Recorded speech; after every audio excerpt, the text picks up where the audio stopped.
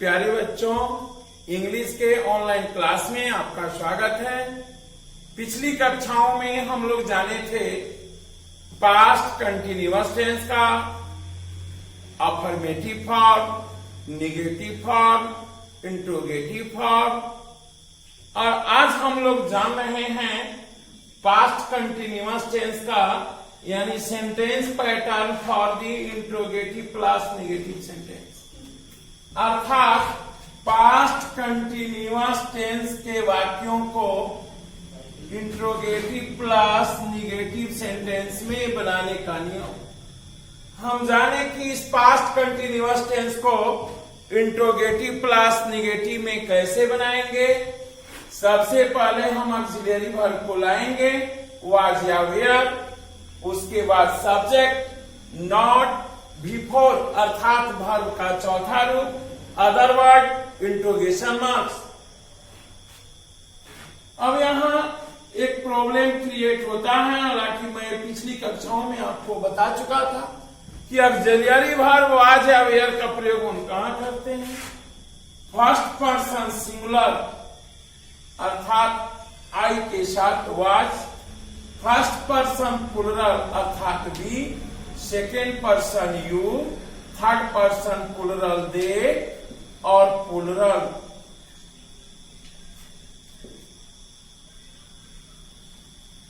इनके साथ हम वेयर का प्रयोग करते हैं।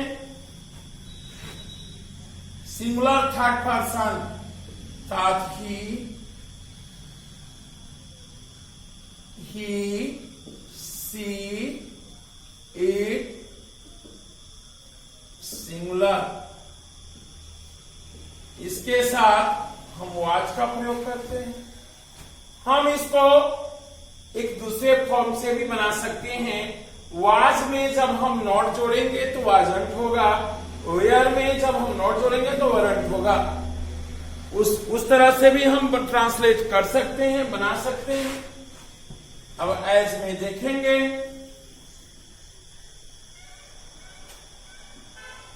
क्या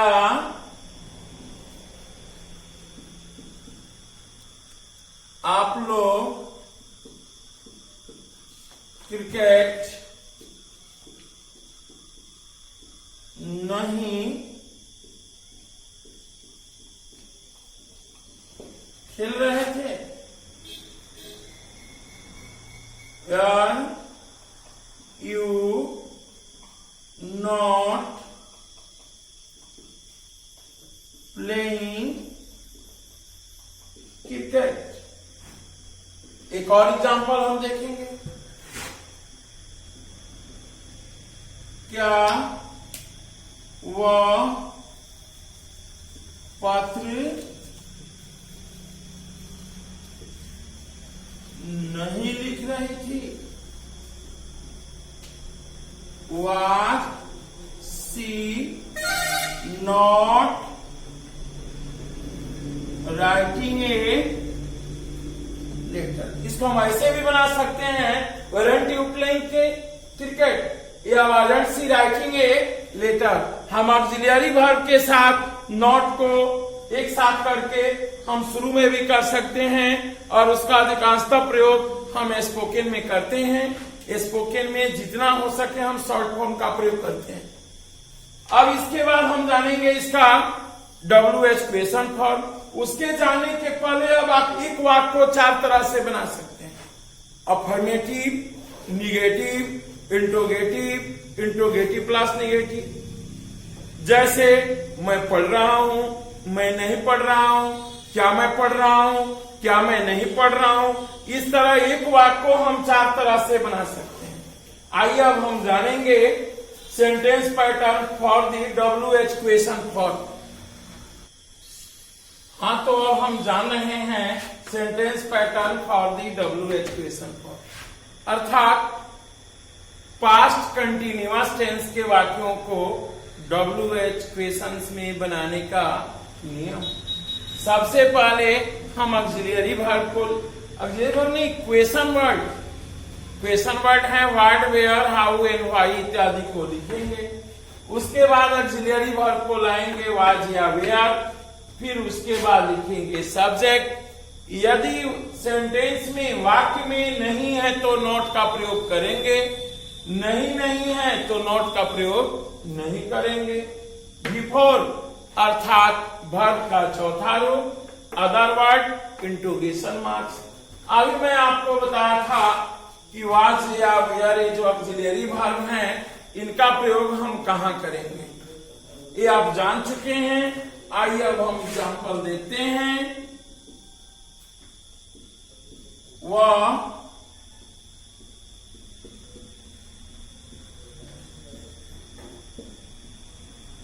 क्यों नहीं अंग्रेजी बोल रहा है। तो सबसे पहले हम क्यों का अंग्रेजी लिखेंगे, वाई। फिर वह है, वह का ही होगा और सी के साथ ऑक्सिलरी वर्ब वाज वेयर में वाज लगेगा। Why was he not speaking English. दूसरा हम देख रहे हैं,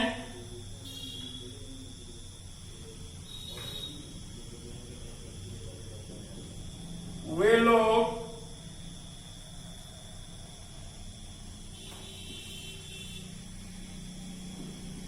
कैसे क्रिकेट खेल रहे हैं। पहले हम कैसे का अंग्रेजी लिखेंगे, हाउ। वे लोग का दे होगा और दे के साथ ऑक्सिलरी वर्ब वेयर आएगा। हाउ व्हेन दे प्ले का चौथा रूप प्लेइंग, अदर वर्ड हो गया हाउ या दे प्लेइंग क्रिकेट। एक और एग्जांपल लिखते हैं,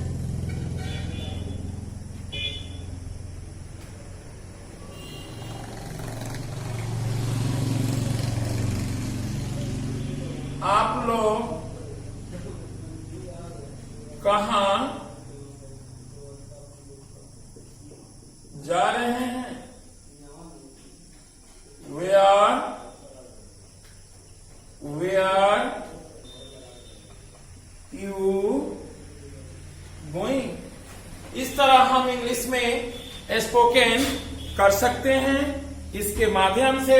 जैसे मैं शुरू में बताया था आपको कि स्पोकन दो तरह से होता है, एक होता है यस नो क्वेश्चंस जो ऑक्सिलरी वर्ब से शुरू होते हैं, और दूसरा होता है WH क्वेश्चन जो question word what where how and why से शुरू होता है। इस तरह अगर आप अभ्यास करेंगे तो आप टाइम एंड टेंस के साथ अपना स्पोकन भी बहुत ही आसानी तरीके से इजिली वे में आप सीख सकते हैं कि आप कैसे स्पोकन कर सकते हैं, कैसे अंग्रेजी बोल सकते हैं, कैसे अंग्रेजी में बातें कर सकते हैं। हमारा चल रहा है टाइम एंड टेंस, तो हमारा टेंस का पैटर्न समाप्त हुआ।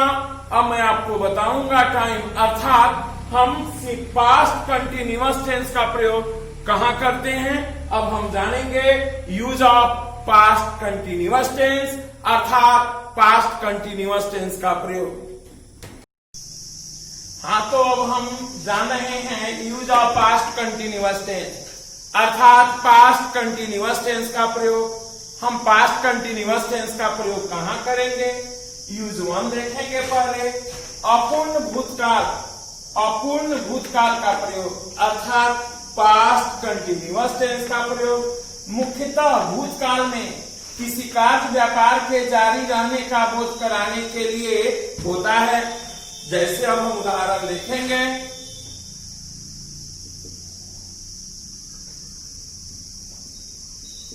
वे लोग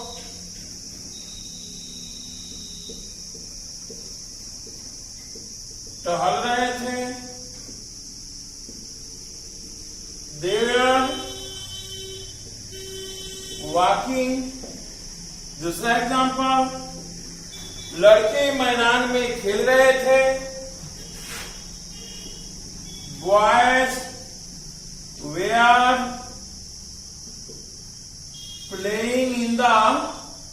फील्ड,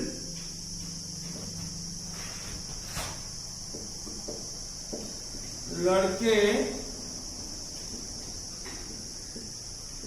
मैदान में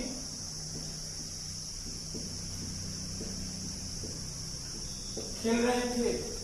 इस तरह हमें हम स्पष्ट जानकारी हो गई कि अपूर्ण भूतकाल का प्रयोग मुख्यतः भूतकाल में किसी कार्य व्यापार को जारी रहने का बोध कराने के लिए किया जाता है। अब हम देखेंगे यूज्ड टू अर्थात प्रयोग नंबर 2। उस स्थिति में भी पास्ट कंटिन्यूअस टेंस की क्रिया का प्रयोग होता है जब यह व्यक्त करना हो कि पास्ट टाइम में किसी घटना के समय दूसरा कार्य व्यापार पहले से कंटिन्यू कर रहा था। पहला कार्य के पहले दूसरा कार्य व्यापार पहले से कंटिन्यू कर रहा था। आइए अब हम इसको उदाहरण के माध्यम से देखेंगे। जैसे जब आप आए मैं अंग्रेजी पढ़ा रहा था, दो क्रिया है। जब आप आए मैं अंग्रेजी पढ़ा रहा था या मैं अंग्रेजी पढ़ा रहा था जब आप आए। आई वॉज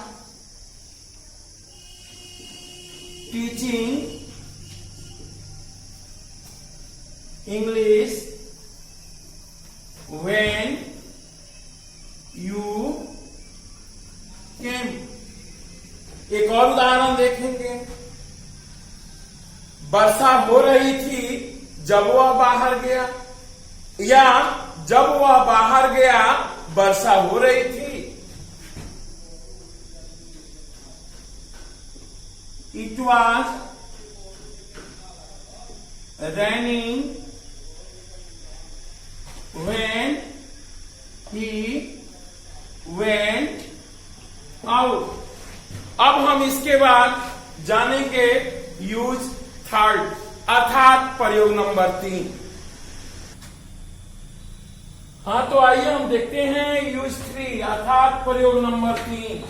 ऐसे कार्यों को बताने हेतु जो पास्ट में किसी समय जारी था उसके लिए हम पास्ट कंटिन्यूअस टेंस का प्रयोग करते हैं। एज में देखिए, जैसे सुबह में वर्षा हो रही थी,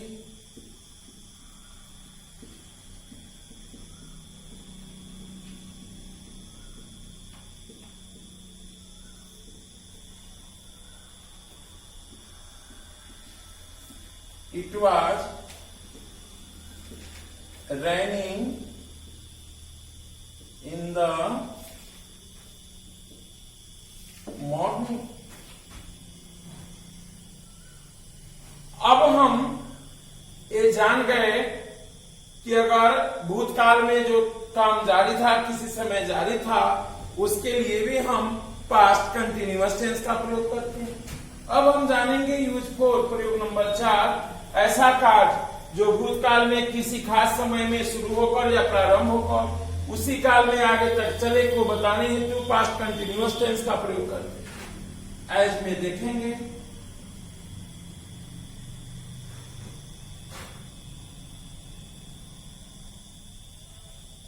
एट 9 o'clock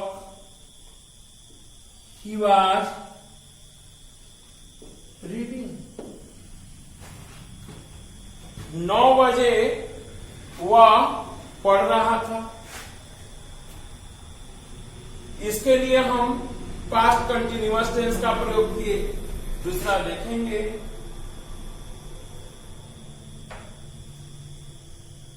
दूसरा देखिए, एट 5 o'clock they were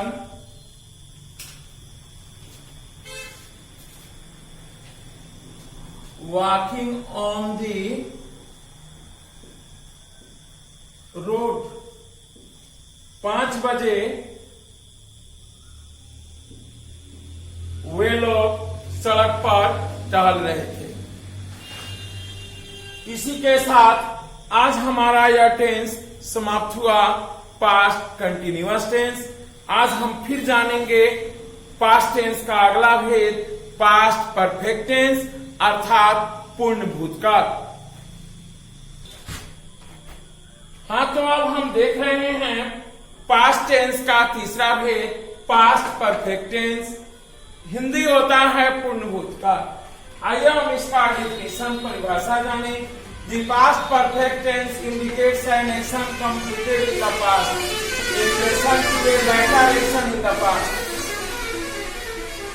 अर्थात जब भूतकाल में दो कार्य समाप्त हो गए हैं तो पहले समाप्त होने वाले कार्य के साथ पास्ट परफेक्ट टेंस का प्रयोग किया जाता है और बाद में समाप्त होने वाले कार्य के साथ सिंपल पास्ट टेंस का प्रयोग किया जाता है। यह दो टेंस का सम्मिश्रण है, दो टेंस का मिलावट है। एक है पास्ट परफेक्ट टेंस और दूसरा है सिंपल पास्ट टेंस, यानी एक कार्य के होने के पहले दूसरा कार्य पूरा हो चुका था। आइए अब इसका हम देखते हैं आइडेंटिफिकेशन।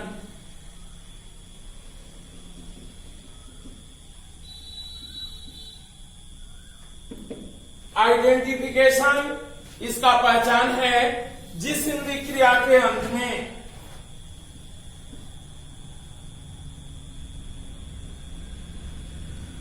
जिस हिंदी क्रिया के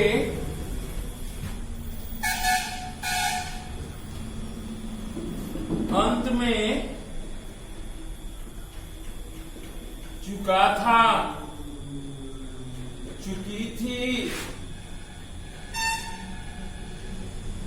चुके थे इत्यादि हो तो उसे पास्ट परफेक्ट टेंस कहते हैं। इसका आइडेंटिफिकेशन, इसका पहचान है कि जिस हिंदी क्रिया के अंत में चुका था, चुकी थी, चुके थे इत्यादि हो तो उसे हम पास्ट परफेक्ट टेंस कहते हैं। अब हम जानेंगे इसका उदाहरण जिसके माध्यम से हमारा कॉन्सेप्ट बिल्कुल ही क्लियर स्पष्ट हो जाएगा।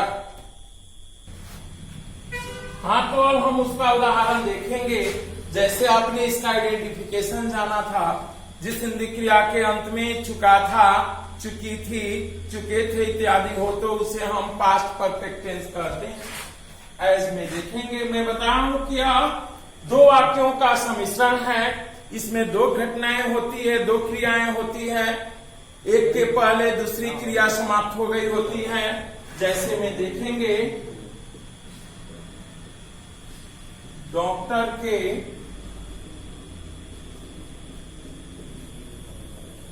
आने के पहले रोगी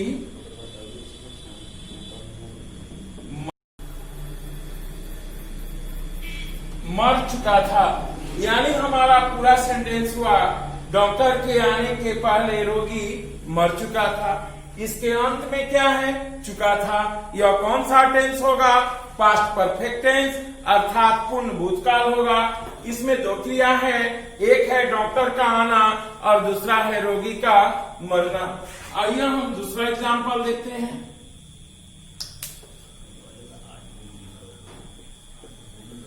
मेरे स्टेशन पहुंचने के पहले गाड़ी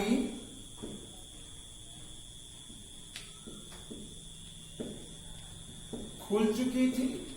इसमें भी दो क्रिया है, एक है मेरा स्टेशन पहुंचना और दूसरा है गाड़ी का खुलना।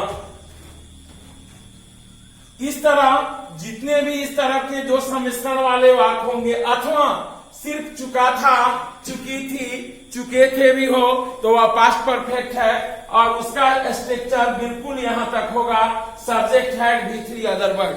अगर सिर्फ सिंगल एक पार्ट हो, वह जा चुका था, वे लोग पढ़ चुके थे, वे लोग खेल चुके थे, उसका स्ट्रक्चर फॉर्म है subject had V three other word. लेकिन यह दो वाक्यों का सम्मिश्रण है। जब इसमें दो वाक्य होंगे तो इसको कुछ अलग बनाएंगे। आप देखिए यहां sentence pattern for the affirmative sentence, अर्थात पास्ट परफेक्ट टेंस के वाक्यों को सकारात्मक वाक्य, अफर्मेटिव सेंटेंस सकारात्मक वाक्य में बनाने का नियम। जो सीधा साधा सकारात्मक वाक्य हो उसको हम कैसे बनाएंगे, आइए इसका स्ट्रक्चर देखते हैं। सबसे पहले सेकंड सब्जेक्ट लिखेंगे, उसके बाद हेड लिखेंगे, वर्ब का तीसरा रूप, उसके बाद अदर वर्ड के पहले, यहां हमने देखा यहां भी के पहले है, यहां भी के पहले है, इसका होगा बिफोर। उसके बाद हम लाएंगे पहला सब्जेक्ट अर्थात फर्स्ट सब्जेक्ट, वर्ब का दूसरा रूप, अदर वर्ड, फुल स्टॉप।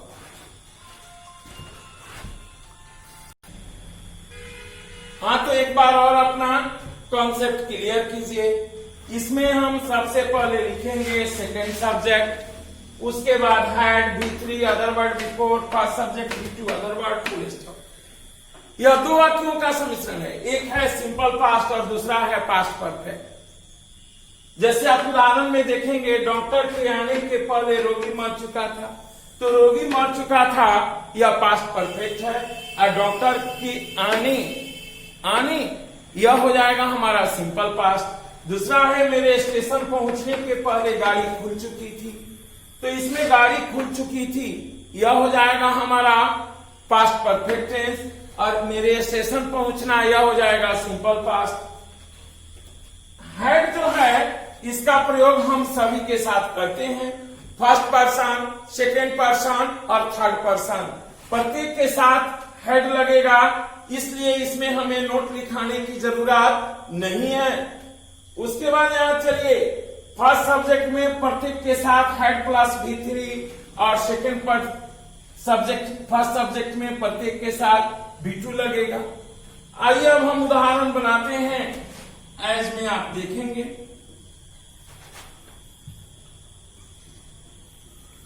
मेरे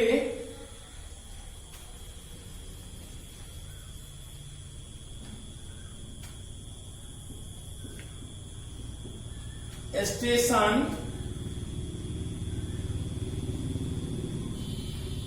पहुंचने के पहले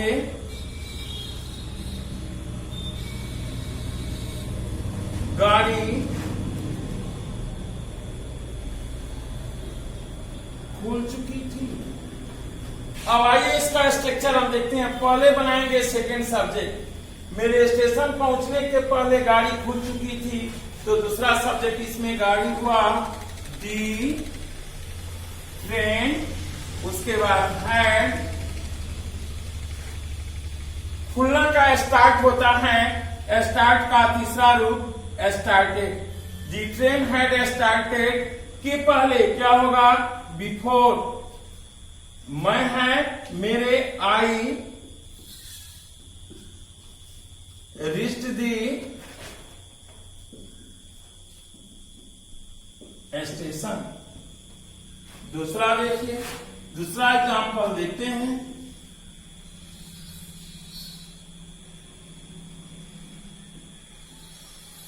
सचिन के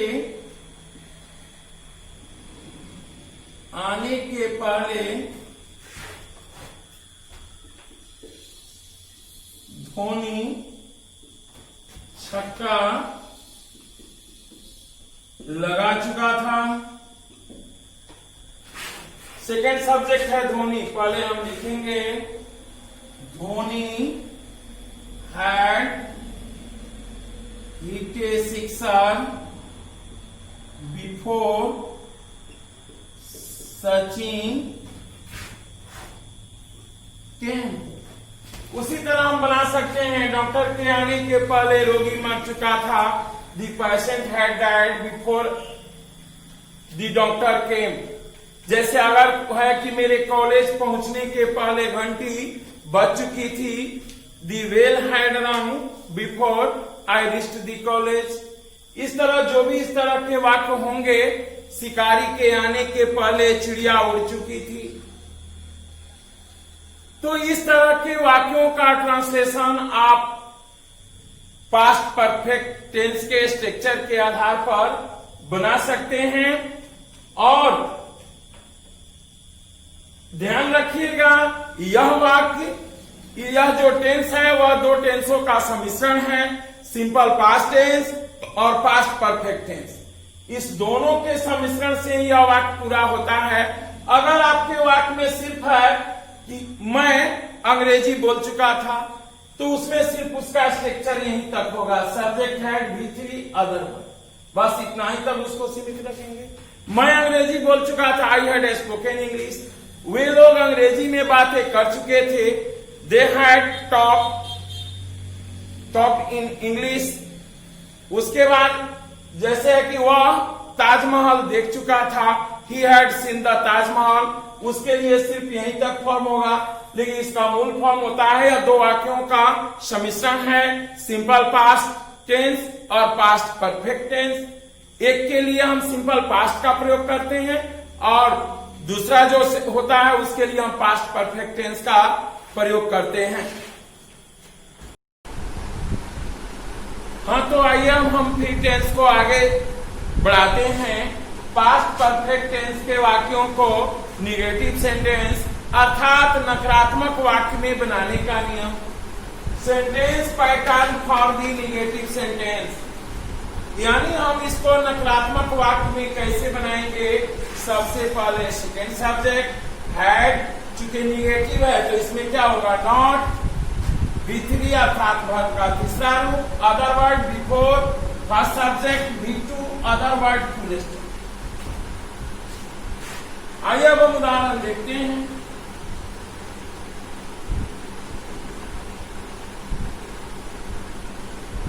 आपके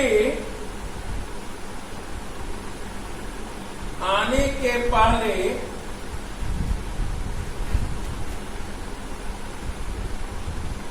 मैं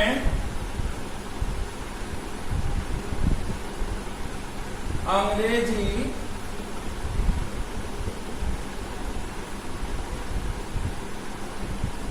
नहीं पढ़ा चुका था, तो पहले हम बनाएंगे मैं अंग्रेजी नहीं पढ़ा चुका था।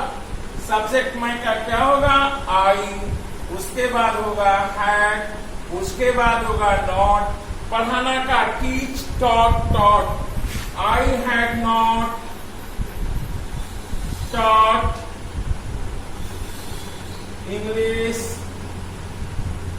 Before you came. दूसरा लिखिए,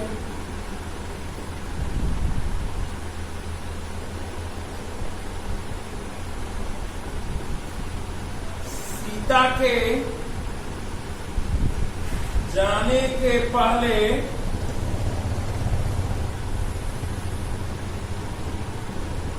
गीता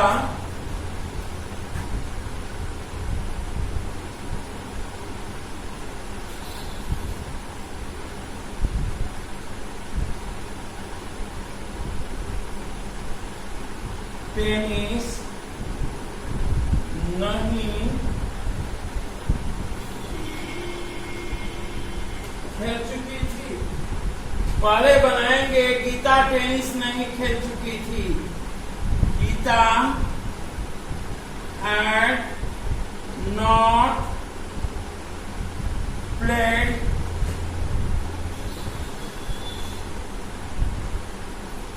tennis before सीता जाना है, go went, सीता went। अब आप एक वाक्य को दो तरह से बना सकते हैं। शिकारी के आने के पहले चिड़िया उड़ चुकी थी, शिकारी के आने के पहले चिड़िया नहीं उड़ चुकी थी। सचिन के आने के पहले धोनी शतक लगा चुका था, सचिन के आने के पहले धोनी शतक नहीं लगा चुका था। इस तरह आप एक वाक्य को अफर्मेटिव और निगेटिव दो तरह से आप बना सकते हैं, सकारात्मक और नकारात्मक दो तरह से। अब आप इसका खुद अभ्यास करेंगे और मैं शुरू में ही बता चुका हूं कि इसके बिना आप कुछ नहीं कर सकते हो। यह है बिल्कुल बेस है टाइम एंड टेंस। इसके बाद हमारा शुरू होगा नरेशन। नरेशन में हम जानेंगे तो तभी हमारा नरेशन, वॉइस, सिंथेसिस, एनालिसिस, कोई भी ग्रामर का टॉपिक हो, क्लॉज, वह तभी हम कंप्लीट कर पाएंगे जब हमारा टाइम एंड टेंस कंप्लीट होगा। तो फिर एक बार और मैं कहता हूं कि अंग्रेजी में विस्तृत जानकारी के लिए आप इसकी तैयारी करें और इस चैनल को सब्सक्राइब करें, बेल आइकन दबाएं, अपने ज्ञान को आगे बढ़ाएं। और एक और आवश्यक सूचना, इस वर्तमान समय में एक बहुत बड़ा वैश्विक महामारी है। कोई भी देश, कोई भी राष्ट्र इससे अछूता नहीं है। कोरोना वायरस, कोविड-19 या कोरोना वायरस जो है, यह सुसा राक्षसी की भांति अपने मुंह बाए खड़ा है और इसके लिए हमारी सरकार, हमारा गवर्नमेंट, हमारी सरकार बहुत सारे शोध से रिलेटेड कार्य कर रहा है, शोध का काम चल रहा है। और इससे जुड़े रहने के लिए विमल सर के द्वारा एक चैनल है, नेट क्रैकर। हाँ, तो net cracker by Vimal sir, इस कोचिंग के माध्यम से वह अलग चैनल है नेट क्रैकर, उससे जुड़े रहें, विमल सर के साथ जुड़े रहें और अपने ज्ञान और समृद्धि को आगे बढ़ाएं आप, ताकि उसमें कैसे उसका प्रिपेयरिंग करना है, कैसे उस शोध के क्षेत्र में तैयारी करना है या हमें ज्ञान को कैसे बढ़ाना है, उन सारी चीजों की जानकारी विमल सर के द्वारा आपको विस्तृत रूप से प्राप्त होगी। आप विमल सर के साथ जुड़े रहें। इस कोचिंग से ज्ञान सरोवर कोचिंग एकेडमी बाय निर्मल सर, इस कोचिंग के माध्यम से आप जुड़े रहें, इस कोचिंग से जुड़े रहिएगा। हर एक क्षेत्र में आपको ज्ञान मिलेगा, ज्ञान की जानकारी दी जाएगी। तो नेट क्रैकर को आप, एक बार और मैं बोल रहा हूं, उससे जुड़े और आपकी जो भी समस्या है, प्रॉब्लम है, वे आप उसके समाधान के लिए विमल सर से संपर्क करें, उस चैनल को सब्सक्राइब करें। तो और इसके लिंक को डिस्क्रिप्शन में डाल दिया गया है, आप उससे जुड़े और इस शोध के क्षेत्र में अपने ज्ञान को आगे बढ़ाएं और विमल सर से आप अपनी ज्ञान को आगे बढ़ाते हुए अपने फ्यूचर को, अपने भविष्य को उज्जवल कीजिए और उस लिंक को सब्सक्राइब कीजिए। शोध के क्षेत्र में एकमात्र आपके भविष्य का निर्माता नेट क्रैकर, आप विमल सर से जुड़े और अपने ज्ञान को आगे बढ़ाएं। धन्यवाद।